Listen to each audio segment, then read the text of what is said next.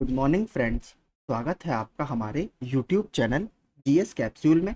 I hope आप सभी लोग अच्छे होंगे और आपकी तैयारी अच्छी चल रही होगी। फ्रेंड्स, आप सभी को पता है हम अपने इस चैनल के माध्यम से यूपीपीएससी, यूपी ट्रिपल एससी और एसएससी से संबंधित सभी एग्जाम अपडेट्स आपको रेगुलरली प्रोवाइड कराते रहते हैं। तो अगर आप हमारे चैनल पर नए हैं तो प्लीज़ इसे सब्सक्राइब कर लीजिए। इसके अलावा जो लोग जूनियर असिस्टेंट की तैयारी कर रहे हैं वो भी हमारा चैनल सब्सक्राइब कर सकते हैं। तो देखते हैं आज न्यूज़पेपर में क्या क्या इंपॉर्टेंट आर्टिकल्स छपे हैं। तो पहला आर्टिकल एसएससी से संबंधित है। एसएससी सीएचएसएल 2023 टीयर 1 परीक्षा आधे से ज्यादा बच्चों ने छोड़ी। तो कर्मचारी चयन आयोग की ओर से आयोजित कंबाइंड हायर सेकेंडरी लेवल यानी सीएचएसएल 2023 की टीयर 1 परीक्षा बुधवार से प्रारंभ हो गई, जो कि 17 अगस्त तक चलेगी। प्रतिदिन 4 पालियों में कराई जा रही है। एसएससी मध्य क्षेत्र के यूपी और बिहार में बनाए गए 90 केंद्रों पर पहले दिन 40.60% अभ्यर्थी परीक्षा देने पहुंचे। तो आप देख लीजिए लगभग 60% अभ्यर्थियों ने ये परीक्षा छोड़ दी। सबसे ज्यादा आपका 47% परीक्षार्थी प्रयागराज में सम्मिलित हुए, जबकि सबसे कम 26% अभ्यर्थी मुरादाबाद में उपस्थित हुए।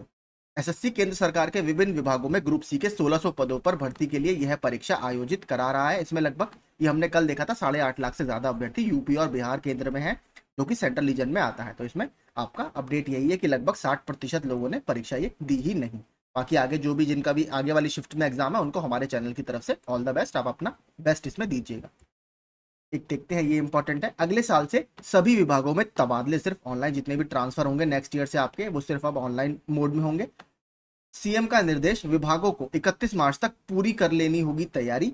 मानव संपदा पोर्टल पर कर्मचारियों का ब्यौरा अपडेट करने के आदेश। ठीक है, इसके अलावा आप देखेंगे 8 विभागों में हुआ केवल आंशिक पालन। स्थानांतरण वर्ष 2023 में 8 विभागों, जिसमें बेसिक शिक्षा, माध्यमिक शिक्षा, दुग्ध विकास, इसमें केवल आपका इसका पालन किया गया है। जबकि प्रदेश में कुल 93 राजकीय विभाग है, तो 93 में से मात्र 8 में इसका पालन हुआ। तो अब इसको पूरी तरीके से लागू करने की सरकार की मंशा है। अगर अक्टूबर 2022 से ही पोर्टल के माध्यम से करना था काम, तो राष्ट्रीय सूचना विज्ञान केंद्र यानी एनआईसी ने मानव संपदा पोर्टल पर कार्य ग्रहण व कार्य मुक्ति, अवकाश, मेरिट, ये सारे आपकी जो सर्विसेज हैं ये अक्टूबर 2022 से स्टार्ट कर दी थी। तो अब देखते हैं सरकार की जो मंशा है वो कब तक इसमें फुलफिल या पूरी हो पाती। अगला, नए आयोग पर भर्तियों के साथ विवादों मुकदमों का भी बोझ। तो अभी जो नया शिक्षा सेवा चयन आयोग गठित किया गया है उसकी बात यहाँ पर हो रही है। प्रदेश के अशासकीय सहायता प्राप्त माध्यमिक विद्यालयों और महाविद्यालयों में शिक्षक भर्ती के लिए गठित होने जा रहे शिक्षा सेवा चयन आयोग पर लंबित भर्तियों यानी जो पेंडिंग आपकी भर्तियां हैं वो समय से पूरा करने का दबाव तो होगा ही, आयोग को पूर्व में हुई भर्तियों से संबंधित विवादों और मुकदमों का भी सामना करना होगा। अशासकीय माध्यमिक विद्यालयों और महाविद्यालयों में शिक्षकों के 5,000 से अधिक पदों पर भर्ती के लिए अगस्त 2022 में आवेदन की प्रक्रिया पूरी हो चुकी है। मुझे लगता है सबसे पहले देखिए आपका यही वाला एग्जाम होगा, क्योंकि इसमें ऑलमोस्ट आपका जो एप्लीकेशन वाला काम है वो पूरा हो चुका है और अब परीक्षा कराई जानी है। गठन के बाद आयोग की प्राथमिकता होगी कि दोनों लंबित पड़ी भर्तियों को जल्द से जल्द पूरा कराया जाए। सबसे बड़ा विवाद टीजीटी पीजीटी के चयनित अभ्यर्थियों की ज्वाइनिंग को लेकर है। उत्तर प्रदेश माध्यमिक शिक्षा सेवा चयन बोर्ड ने भर्ती का परिणाम जारी कर पैनल को तो भेज दिया, लेकिन अभ्यर्थी जब ज्वाइन करने पहुंचे तो पता लगा कि कहीं समायोजन तो कहीं ट्रांसफर या प्रमोशन से पद भर चुके हैं, अभ्यर्थियों को ज्वाइनिंग नहीं मिली। तो ये कहीं ना कहीं विभागों के बीच में समन्वय का एक तरह से सामंजस्य नहीं था, जिसकी वजह से बच्चों को सफर करना पड़ा। तो ये वाली जो दिक्कतें हैं ये भी नए आयोग के सामने है। तो देखते हैं आयोग इसको कैसे दूर करता है। आगे देखते हैं, प्रतीक्षा सूची से 32 का ही चयन हुआ। तो आपका जो वेटिंग लिस्ट से सिलेक्शन चल रहा है टीचिंग में उसकी बात यहाँ पर हो रही है। सूबे के सहायता प्राप्त माध्यमिक विद्यालयों में प्रवक्ता 2016 के चयन के बाद कार्यभार ग्रहण न करने से खाली रह गए 102 पदों के लिए बुधवार को प्रतीक्षा सूची के अभ्यर्थियों की काउंसलिंग कराई गई। शिक्षा निदेशालय के गेस्ट हाउस में आयोजित काउंसलिंग में ये आपके सारे सब्जेक्ट्स के रिक्त पदों के लिए प्रतीक्षा सूची से 230 अभ्यर्थियों को बुलाया गया था।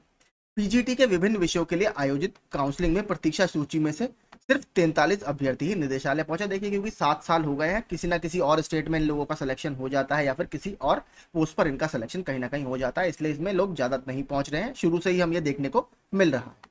इस दौरान वांछित अहर्ता पूरी करने वाले 32 अभ्यर्थियों को कॉलेज आवंटित कर दिया गया और इसके साथ ही टीजीटी पीजीटी 2016 और 2021 की प्रतीक्षा सूची की काउंसलिंग आपकी कल समाप्त हो गई है। काफी दिनों से ये चल रही थी। तो जो भी इसमें फाइनल जिनको कॉलेज अलॉटमेंट हुआ है उनको हमारे चैनल की तरफ से हार्दिक शुभकामनाएं। आई होप आप अपने कैरियर में काफी आगे बढ़े। अगला देखते हैं, डीएलएड के लिए यानी डिप्लोमा इन एलिमेंट्री एजुकेशन के लिए फिर बढ़ेगी आवेदन की तिथि। डीएलएड प्रशिक्षण 2023 में दाखिले के लिए ऑनलाइन पंजीकरण में एक बार फिर से मौका मिलने की उम्मीद है। पीएनपी यानी परीक्षा नियामक प्राधिकारी कार्यालय के सचिव अनिल भूषण चतुर्वेदी ने आवेदन की तिथि एक बार फिर से बढ़ाने का प्रस्ताव शासन को भेजा है। इससे पहले भी आवेदन की तिथि बढ़ाई जा चुकी है। इसके बावजूद 2,33,350 सीटों में से 1,33,603 सीटें आपकी अभी तक खाली रह गई हैं। तो देखते हैं इसमें दोबारा डेट बढ़ने से कुछ इंप्रूवमेंट आता है या नहीं आता। एडेड व परिषदीय स्कूलों में शिक्षक भर्ती आपकी नए कमीशन से करी जाएगी। उच्च शिक्षा मंत्री बोले 7 अगस्त से शुरू होने जा रहे सदन में पारित होगा ये विधेयक। तो यहाँ पर इंपॉर्टेंट है। तो नए शिक्षा सेवा चयन आयोग सिर्फ एडेड शिक्षण संस्थानों और परिषदीय स्कूलों में ही शिक्षकों की भर्ती करेगा। राजकीय विद्यालयों और महाविद्यालयों में पूर्व की भांति उत्तर प्रदेश लोक सेवा आयोग के माध्यम से ही भर्तियां होंगी। तो यूपीपीएससी जो कराता है वो रेगुलरली अपने एंड से कराता रहेगा। बुधवार को प्रयागराज में आए प्रदेश के उच्च शिक्षा मंत्री योगेंद्र उपाध्याय ने सर्किट हाउस में ये बात कही। इसके अलावा देखिए ये थोड़ा सा इंपॉर्टेंट है, हो सकता है ये हमें यूपी ट्रिपल एस भर्ती देखने के लिए मिल जाए, क्योंकि समूह गा के ये पद है। समूह गा के 900 से अधिक पदों पर भर्ती के लिए हरी झंडी। उच्च शिक्षा मंत्री योगेंद्र उपाध्याय ने अशासकीय सहायता प्राप्त महाविद्यालयों में समूह गा के 900 से अधिक पदों पर भर्ती को मंजूरी दे दी है। इन पदों पर भर्ती की प्रक्रिया जल्द ही शुरू की जाएगी। अब देखते हैं, उम्मीद तो ये यूपी ट्रिपल एस ही शायद इसको कराएगा, क्योंकि समूह गा के पदों का जो नियमावली है नई वाली, उसके हिसाब से उसी के पास इसका अधियाचन जाता है। साथ ही 5 अल्पसंख्यक महाविद्यालयों को शिक्षक भर्ती शुरू करने की अनुमति भी दी है। अशासकीय महाविद्यालयों में वर्ष 2012-13 से समूह गा के पदों पर कोई भर्ती नहीं हुई है। तो 10 साल ऑलमोस्ट निकल चुके हैं समूह गा के पदों पर अशासकीय विद्यालयों में अभी तक कोई भी ज्वाइनिंग नहीं हुई है। इन पदों पर भर्ती कॉलेज प्रबंधन के माध्यम से ही होती है। मंत्री ने अशासकीय महाविद्यालयों में शिक्षक भर्ती की प्रक्रिया शीघ्र शुरू करने के निर्देश दिए। साथ ही मंत्री ने 5 अल्पसंख्यक महाविद्यालयों में शिक्षक भर्ती शुरू करने के निर्देश भी दिए हैं। इन महाविद्यालयों में शिक्षकों की काफी कमी है। तो देखते हैं ये वाला जो 900 पद आपके समूह गा के क्रिएट करे गए हैं, अधियाचन मिला है, तो ये कब तक आपकी वैकेंसीज आती है। अगला ये भी देखिए, थोड़ा सा धरना दिया था। नौकरी के लिए बेरोजगारों का प्रदर्शन। संयुक्त युवा मोर्चा के बैनर तले प्रतियोगी छात्रों ने बुलंद की आवाज। 6 लाख रिक्त पदों पर भर्ती प्रक्रिया शुरू करने की मांग उठाई। तो संयुक्त युवा मोर्चा के बैनर तले प्रतियोगी छात्रों ने बुधवार को पत्थर गिरजाघर धरना स्थल पर प्रदर्शन कर रोजगार अधिकार के लिए आवाज बुलंद की।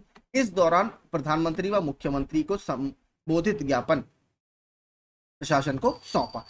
प्रतियोगी छात्रों ने विभिन्न विभागों में 6 लाख रिक्त पदों पर भर्ती प्रक्रिया शुरू करने की मांग की है, जिसमें आप यहां से देख सकते हैं बहुत सारे अलग अलग विभागों का इन्होंने यहां पर मेंशन भी किया है। जैसे टीजीटी पीजीटी के लगभग 16,730 रिक्त पद हैं, इसको शामिल करने की इन्होंने बात की है। इसके अलावा परिषदीय विद्यालयों में आपके करीब 1.25 लाख पद इसमें खाली हैं।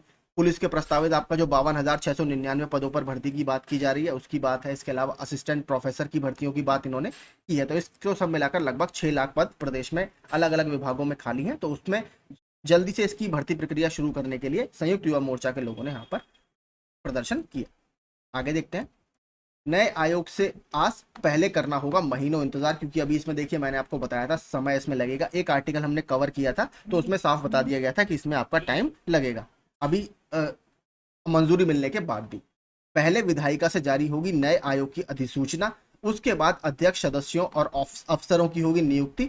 चयन बोर्ड की बिल्डिंग भी करनी होगी हैंडओवर। तो इसमें देखिए 3 महीने का समय लगेगा काम शुरू करने में कम से कम। तो आपका यानी आप मान के चलिए ईयर एंड तक, या हो सकता है 3 महीने बोला गया है मिनिमम टाइम है, हो सकता है पूरा साल भी ये निकल जाए। तो जनवरी तक आप मान के चलिए, दिसंबर जनवरी से पहले भर्तियां शुरू होने की उम्मीद मुझे तो बहुत कम नजर आती है। उत्तर प्रदेश शिक्षा सेवा चयन आयोग को कैबिनेट से मंजूरी मिलने के बाद बेरोजगारों में नौकरी मिलने की उम्मीद जगी है। यह अलग बात है कि नई भर्ती शुरू होने या पहले से विज्ञापित भर्ती की परीक्षा होने में अभी काफी समय लगेगा। आयोग का ड्राफ्ट तैयार करने वाले जानकारों की माने तो नए आयोग को अस्तित्व में आने में कम से कम 3 महीने का समय लगेगा। साफ है कि आयोग की ओर से नई भर्ती लोकसभा चुनाव 2024 के आसपास ही संभव लग रही है। तो देखते हैं कब तक ये आएगा। इसमें आपको मैं बता चुका हूँ, एक चेयरपर्सन है और 12 इसमें मेंबर हैं, तो उनका भी सिलेक्शन इसमें करना है, तो उसमें काफी समय लगता है। इसके अलावा वर्ष 2019 में भी कैबिनेट से मिल चुकी थी मंजूरी, लेकिन बीच में इसमें कुछ अड़चने आ गई थी। ठीक है, तो देखते हैं कब तक ये भर्तियां शुरू हो पाती हैं।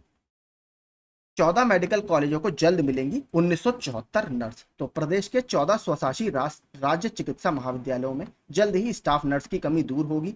1974 स्टाफ नर्स की भर्ती प्रक्रिया आखिरी दौर में है। डिप्टी सीएम ब्रजेश पाठक ने चिकित्सा शिक्षा के अधिकारियों को भर्ती प्रक्रिया को जल्द पूरा करने के लिए कहा है। तो इसमें आपका जो स्टाफ नर्स है 1974 पोस्ट काफ़ी भर जाएंगे। मेडिकल जो सुविधाओं के लिए काफ़ी अच्छा रहेगा, क्योंकि आपको पता है बिना इनके एक तरह से हॉस्पिटल्स वगैरह को चलाना असंभव सा हो जाता है। तो यही देखिए हमारे सारे अपडेट्स थे। इसके अलावा 3 अगस्त आज है, तो आज हमारे 2 केस लगे हुए हैं एक्स सर्विसमैन से संबंधित लेखपाल भर्ती 2022 में।